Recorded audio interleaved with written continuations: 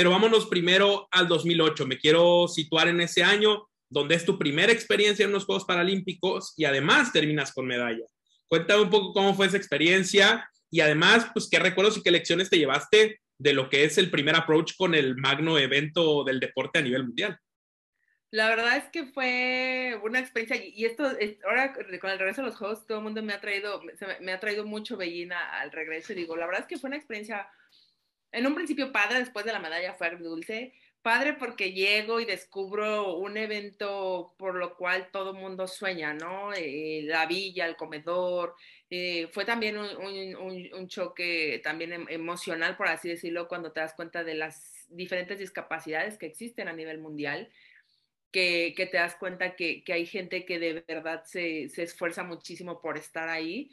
Y esa fue una, ¿no? Y la otra ya cuando el sabor se hace agridulce con una medalla de plata donde me toca perder la final, donde de pronto yo no estaba muy contenta, pero ya cuando regresé a México me di cuenta que esa medalla era importante, no solo para mí, sino para mi país, donde realmente tenía que valorar el esfuerzo que yo había hecho, que tenía que valorar todo lo que había pasado y que al final iba a ser algo para toda mi vida, una satisfacción para toda mi vida y donde nunca hay que menospreciar los resultados y en mi caso esta medalla de plata fue como el parteaguas de poder decir, ah, mira, sí soy buena, sí lo lograste, puedes más todavía, porque aparte fue como, todavía puedo más.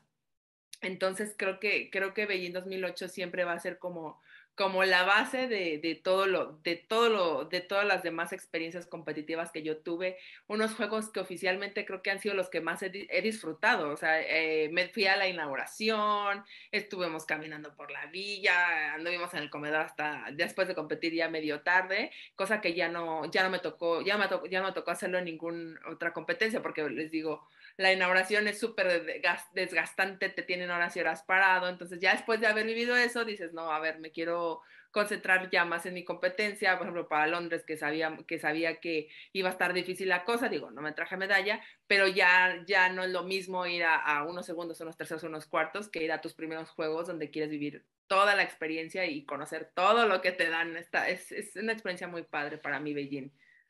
Hablabas de Londres 2012 como una experiencia que a lo mejor pues podríamos catalogar como agridulce, ¿no? Que al final de cuentas, que es a donde quiero llegar, seguramente te dejó lecciones, ¿no? Y algunas tuercas que ajustar para poder continuar. ¿Qué tan difícil fue a lo mejor brincar esa barrera y entender cuáles eran las piezas o los engranes que había que ajustar para poder seguir el camino? Pues en un principio creo que estaba preocupada porque a los deportistas se nos retiran los apoyos cuando no traemos medalla. Y para mí fue algo bien, bien importante, ¿no? Fue un aprendizaje, viví duelo, pues, tuve que hacer muchas cosas, me tuve que poner a trabajar, estaba entrenando. Ese año tomé decisiones importantes en mi vida y al final cuando decido retomar el camino para ir a Río, fue como, a ver, pues sí quieres ir a Río, sí, sí quiero ir, pero ¿qué vas a hacer para que no te pase lo que te pasó en Londres? Al final se hizo una reestructura, les digo, no solo como deportista, sino como persona también, ¿no? Mi compromiso, ese deseo también de regresar a las competencias y decir, tienes que demostrarte a ti misma primero que lo puedes hacer y al final yo les digo, si yo creo que si yo hubiera obtenido medalla en Londres, quizá yo no hubiera llegado a Río 2016 y al final pues ha sido de los aprendizajes más grandes de mi vida donde me tuve que esforzar, tuve que sacrificar comodidades, como era el estar viviendo en Guadalajara y tenerme que ir a vivir a Ciudad de México, que al final después no fue tan mal.